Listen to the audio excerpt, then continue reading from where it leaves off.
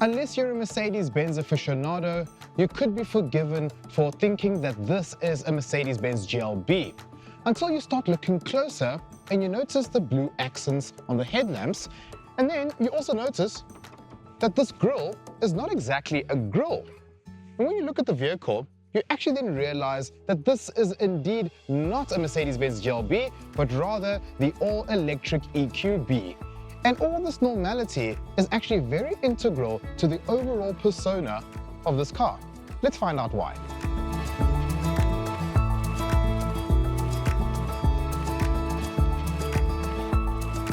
So I'm ecstatic to finally be in an electric Mercedes-Benz.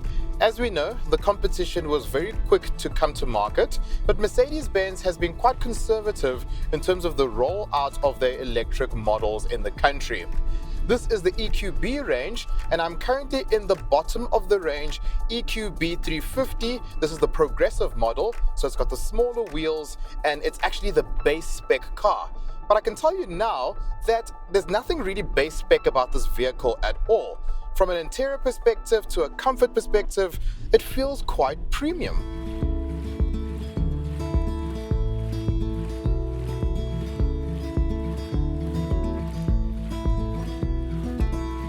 The interior of this EQB is almost identical to that of the GLB, barring some rose gold accents here and there. But the reason why we're at the back of this vehicle is because I want to comment on how vast the interior of this EQB is.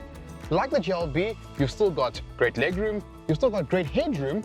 The only downside is that your legs are going to be slightly higher. Because of the batteries, this floor is slightly raised, and that takes up a small amount of space, but if I didn't tell you, would you even know?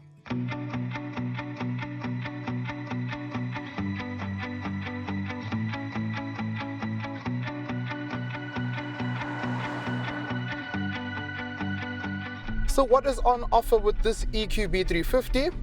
Well, I've got a 66.5 kilowatt hour battery, which gives me roughly between 390 to 420 kilometers of range, which is also very good considering that most people aren't going to travel that long of a distance within a week. But being South Africans with load shedding, to me, if you own a vehicle like this, do yourself a favor, go to a fast DC charger in one of the main malls, go take an hour out, have a coffee, and fully charge your vehicle. That works because in a week, you're not going to do more than that unless you're a rep.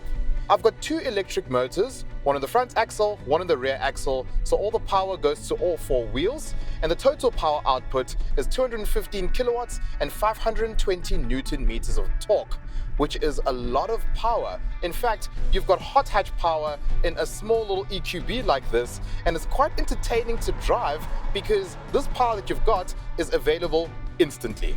And it's one of those things that a lot of people forget about electric cars, is that the average electric vehicle is always going to be a performance-orientated car. This car does 0 to 100 in 6.2 seconds, which is actually in fact faster than the likes of a Golf GTI. So a small squeeze here and there will give you enough pushing power for you to do your day-to-day commute whilst feeling like a member of the Jetsons. This car really reminds me of the old days of Mercedes-Benz, where comfort was the order of the day.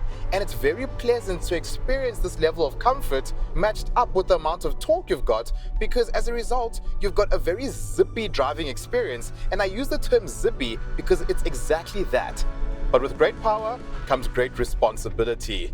And one of the responsible things that you need to do is obviously adapt your driving style to make sure that you've always got enough range to get to where you need to go. And that is where the energy brake recuperation comes in. And it's interesting, the moment I lift off, I can feel this kinetic energy and the vehicle is pulling because the car is actually regenerating power in order to charge the batteries. And if you get it right, when you're doing your daily commute, you very rarely have to use the brakes in this car. It is simply much easier to drive than anything else that is out there.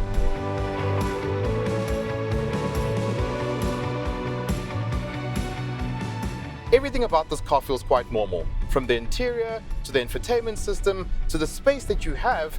Even though this is the bottom of the range, because it's so quiet and it's so comfortable, I do feel like I'm in the top of the range model. But should you want something fancier than this, you can go up a level and get the AMG line, which will cost you roughly 1.4 million rand. And if you really want the fanciest EQB out there, you can get the EQB AMG line first edition, but that will set you back 1.5 million rand. This vehicle that I'm driving today will cost you 1.3 million rand. Mercedes-Benz has been similar to BMW in how they've given us these options of normal electric cars, and I think for the South African context, it makes a lot of sense. One thing about electric vehicles is that they tend to be heavy. And interestingly, in this car, it doesn't feel all that heavy behind the wheel. We are out currently in the cradle where we've got these switchback nice sweepers that we can really enjoy the way a vehicle reacts to corners. And again, I'm quite impressed at how dynamic this car is. But it's dynamic without being compromising.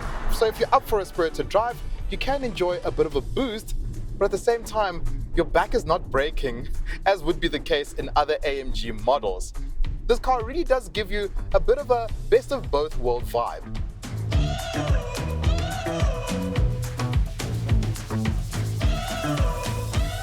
Unlike other electric vehicles out there, the Mercedes-Benz EQB actually feels like a vehicle that was built for this drivetrain as opposed to a vehicle based on its GLB sibling.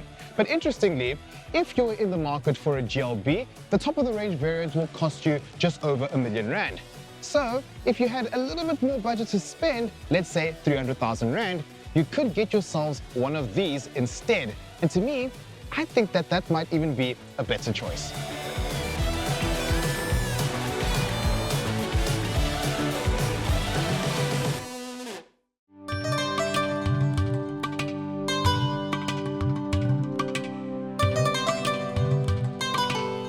Welcome back to Ignition GT. To date, two of the main hurdles to going electric have been range and cost. But with every successive EV that debuts in SA, these are obstacles that are gradually chipped away. The question is, has Mercedes-Benz broken down those barriers sufficiently to tempt buyers into its new EQB? I enjoyed it. I really did. The fact that there wasn't any electric seats that bore me a bit. But I think put head to head with iX3, it's going to be a very tough decision. Because I think the iX3 is good and has that familiarity because of the looks are not unconventional like this one. I think they kept it quite nice here with the EQB. It still looks like the combustion one, but it's very, very different, very distinct. And the boxy shape also gives you that bit of unorthodox and a bit of a, like it just shows your personality that you're a bit different as opposed to the iX3. The range is amazing with the 400 kilometers of range on a full charge. You can get a bit more if you drive economically. I think after I unplugged it, got like 403.